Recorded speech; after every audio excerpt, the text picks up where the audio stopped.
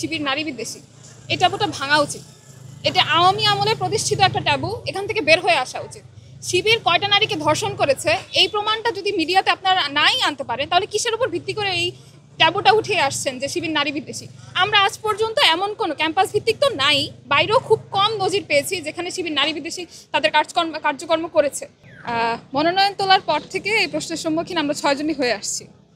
এই বিষয়টা আমার কাছে একটু অড লাগছে, কারণ আমার জানা মতে অন্যান্য প্যানেলের নারীদেরকে এই প্রশ্নটা করা হচ্ছে না, এবং যেখানে বলাই হচ্ছে সমন্বিত শিক্ষার্থী জোট, মানে শিবির সমর্থিত, খুব স্বাভাবিক ব্যাপার। এখানে একটা জোট হবে, জোটবদ্ধ হবে, বিভিন্ন মানুষজন এখানে থাকবে। প্যানেলে 6 জন নারী প্রতিনিধি থাকা লাগবেই। সেই জায়গায় শিবিরের এটা প্রয়োজন ছিলই 6 জন নারী, এবং আমরা শিবির যেখানে বলাই হচ্ছে সমন্বিত শিক্ষার্থী জোট, অর্থাৎ জোটবদ্ধ হয়েছে, এটা খুব স্বাভাবিক ব্যাপার। মেয়েরা আসবে এখানে, মেয়েদেরকেও তো প্রতিনিধিত্ব করতে হবে। আমি জানি না এটা কেন এত অড হচ্ছে বা অকওয়ার্ড হচ্ছে। অন্যান্য প্যানেলের নারীদেরকে প্রশ্ন করা হচ্ছে না, কিন্তু আমাদেরকে করা হচ্ছে। যাই হোক, আর যদি আমরা আমাদের জায়গা থেকে বলি কেন হয়েছি, সেক্ষেত্রে বলবো আমরা গণ অভ্যুত্থান পরবর্তীতে শিবির ক্যাম্পাস ভিত্তিক অনেকগুলো কাজ করেছে, এবং আমি পার্সোনালি শিবিরের এর আগের 2টা প্রজেক্টে তাদের ভলান্টিয়ার ছিলাম, তাদের সাথে আমি কোঅপারেট করেছি, তাদের সাথে কাজ করেছি। তাদের যে একাডেমিক এক্সিলেন্সি, তাদের যে কাজ করার দক্ষতা, সেটা খুব সামনে থেকে দেখার সুযোগ হয়েছে। তাহলে শিবির কেন নয়? এটা আমার কাছে মনে হয়েছে যে শিবিরের সাথে যদি কাজটা করি, তাদের যে দক্ষতার জায়গাটা বা সাংগঠনিক যেই সুশৃঙ্খলভাবে তারা সংগঠন মেনটেন করেন, বা তাদের যে অ্যালগোরিদম তারা মেনটেন করেন, কাজ করেন, তাদের ওই দক্ষতা দেখে আমার মনে হয়েছে যে এটা আমার জন্য একটা শেখার জায়গা হবে। তো পার্সোনালি ওই জায়গা থেকে শিবিরের সাথে জোটবদ্ধ হওয়া। আর মনোবল হতে হয় স্পাটজিরো। জেরুসালেম 25 বছরের পথ চলায় নিরাপদে রাখার প্রত্যয়ে। এই যে ট্যাবুটা যে শিবিরের কাছে শিবির নারী বিদ্বেষী, এই ট্যাবুটা ভাঙা উচিত।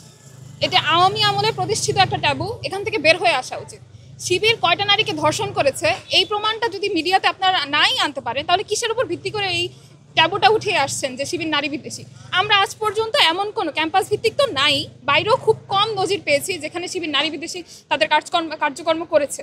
আর এই যে বোরকার ব্যাপারটা, আমাদের প্যানেলেও এমন একজন খেলোয়াড় মানুষ আছেন, 2 জন খেলোয়াড়, নারী খেলোয়াড়, তারা তাদের ইচ্ছে মতো পোশাক পরিধান করছেন, উল্টো তাদেরকে স্ল্যাট শ্যামিং করা হচ্ছে, তাদেরকে হয়রানির শিকার হতে হচ্ছে।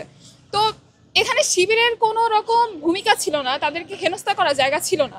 শিবির যথাসম্ভব চেষ্টা করেছেন ইনক্লুসিভ প্যানেল করার, এবং আমরা তার প্রতিনিধি, আমরা নারীদের প্রতিনিধিত্ব করতে এসেছি, এবং পোশাকের ব্যাপারটা সম্পূর্ণ আমাদের ব্যক্তিগত চয়েস। এখানে শিবিরের কোনো রকম কোনো ভূমিকা নেই। নারী শিক্ষার্থীদের ক্ষেত্রে আমরা তো হলে হলে মুভ করছি নির্বাচন উপলক্ষে প্রচারণার কাজে। মেয়েদেরকে ম্যাক্সিমাম আমরা এমন পেয়েছি জবাব যে, ও আচ্ছা শিবিরের প্যানেল, তাহলে তো চোখ বন্ধ করে ভোট দেওয়া যাবে, প্যানেল ধরে পুরোটা ভোট দেওয়া যাবে, এরকম রেসপন্স পেয়েছি। তো নারী শিক্ষার্থীদের যদি আস্থাটা নাই থাকতো, তাহলে আমাদের ধারণায় এমন রেসপন্সটা আসতো না। সো অবভিয়াসলি ওই জায়গাটা আছে বলেই এমন রেসপন্স পেয়েছি। আমরা এই নির্বাচনে, জাকসু নির্বাচনে আমরা আশাবাদী।